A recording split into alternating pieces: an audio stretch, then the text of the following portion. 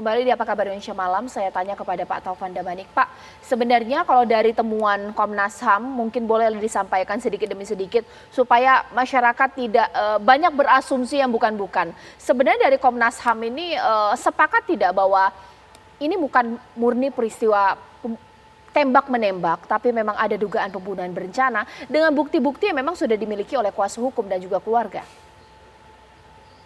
Ya, kami menghargai ya ada pihak seperti pengacara yang berpendapat begitu. Tetapi Komnas HAM akan bergerak dan membuat kesimpulan berdasarkan pengumpulan fakta, data, informasi yang kami lakukan.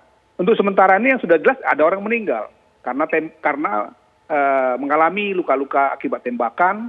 Kami temukan juga di dalam tubuhnya ada goresan-goresan lain, ada lebam atau tiram ya. Yang itu berdasarkan keterangan ahli nanti akan diperdalam lagi pada hari Senin dengan memanggil dokes ya untuk memberikan keterangan untuk kita mendapat kesimpulan apa sebetulnya terjadi pada jenazah atau saudara Yosua ini.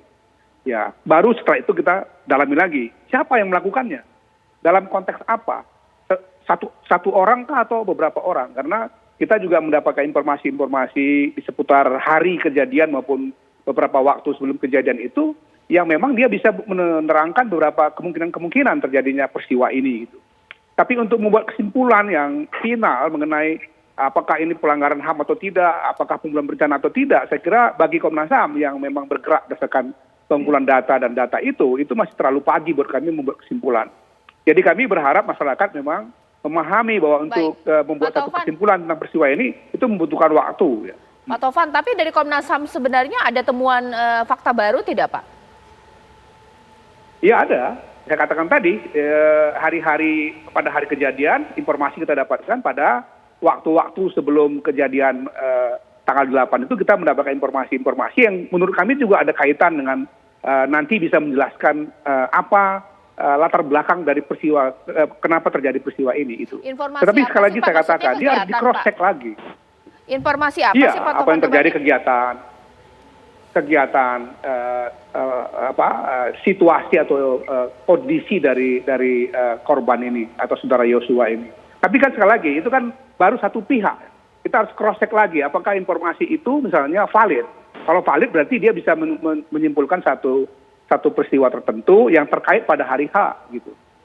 Tapi sekali lagi saya katakan untuk bisa pada kesimpulan yang nanti final itu kita tidak bisa gegabah untuk membuat satu kesimpulan sebelum mengumpulkan seluruh fakta-faktanya dan menarik pasal-pasalnya sehingga menjadi satu peristiwa yang kemudian bisa kita katakan ini pelanggaran HAM, ini dilakukan oleh siapa, dengan motif apa, dan dengan cara-cara yang seperti apa misalnya. Itu masih butuh waktu untuk itu.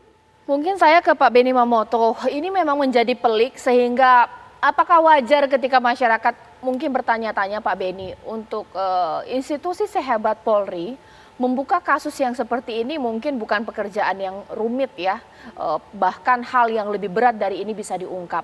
Kenapa seakan-akan kok jalan di tempat? Mungkin bisa dibuka bukti percakapan dari Brigadir J ini, agenda kegiatan beliau karena sebelumnya informasinya sedang bersama ibu dan bapak untuk mengantarkan ke Jakarta, apa kegiatannya? Kenapa tidak dibuka Pak Benny? Apakah mungkin karena ini adalah seorang keluarga, kemudian membantah apa yang dikatakan secara resmi oleh Polri, sehingga kemudian ada yang dilindungi atau terkesan ditutupi, Pak Benny? Ya, tentunya saya tidak mau kemudian terbawa pada arus informasi yang silang pendapat, yang tidak ada dasar faktanya dan sebagainya.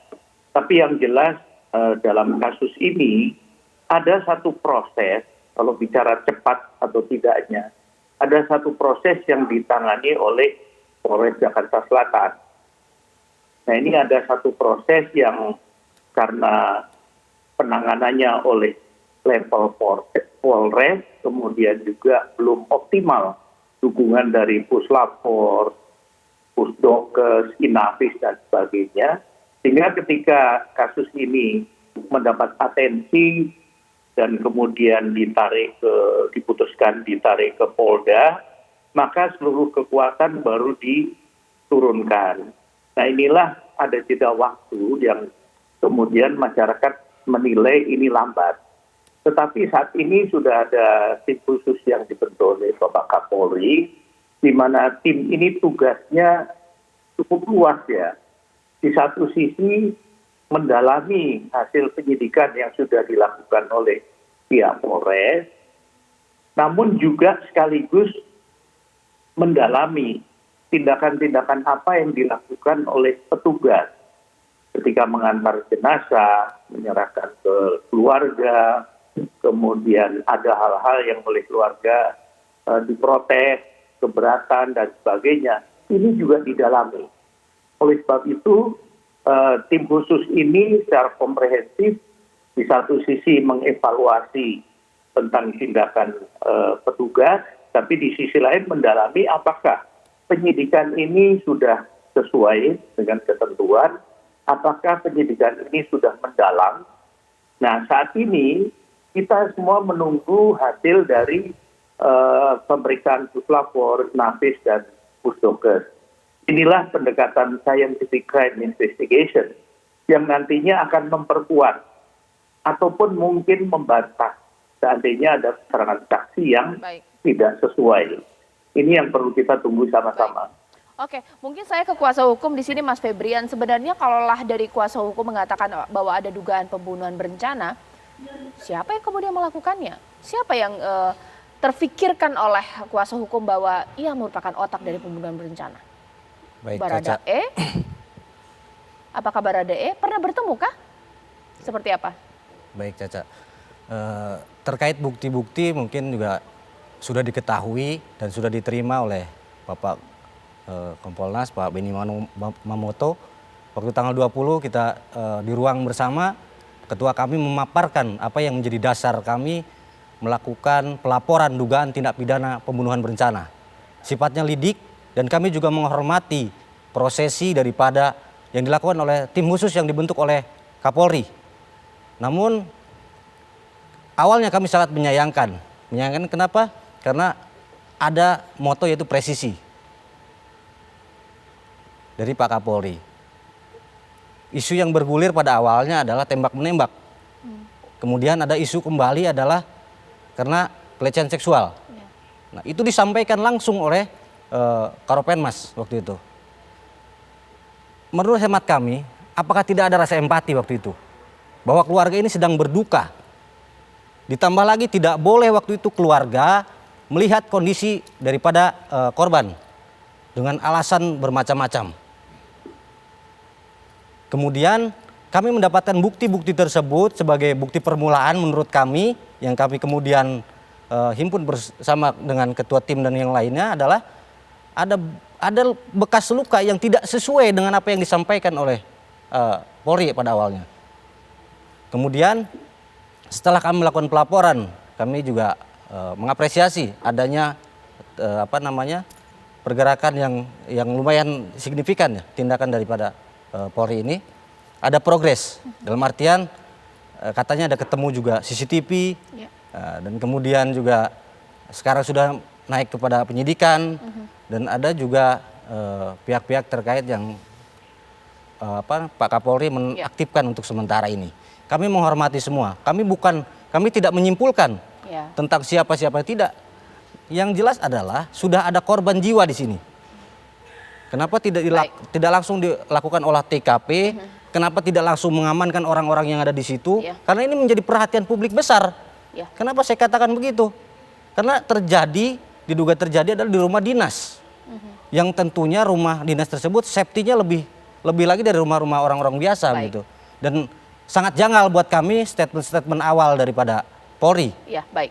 Begitu. Mungkin Pak Beni bisa menambahkan bagaimana Pak Beni tanggapannya?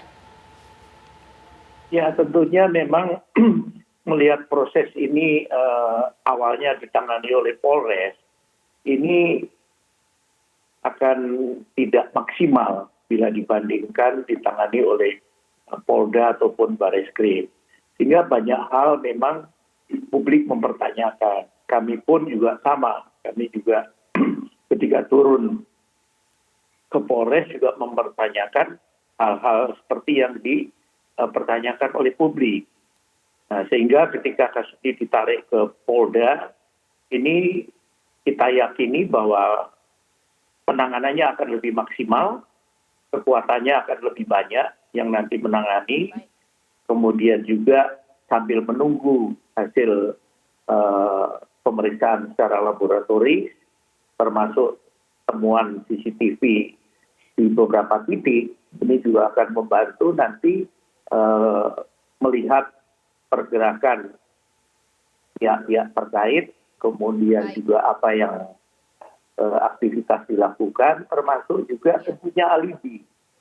Alibi pada detik, jam, menit yang bersangkutan di mana dan sebagainya, ini akan terjawab setelah nanti hasil pemeriksaan puslapor selesai. Pak Beni, terima kasih banyak Pak Beni Mamoto, bahkan juga Pak Taufan Damanik, Mas Febrian, terima kasih. Kita harapkan kasus ini bisa segera terungkap.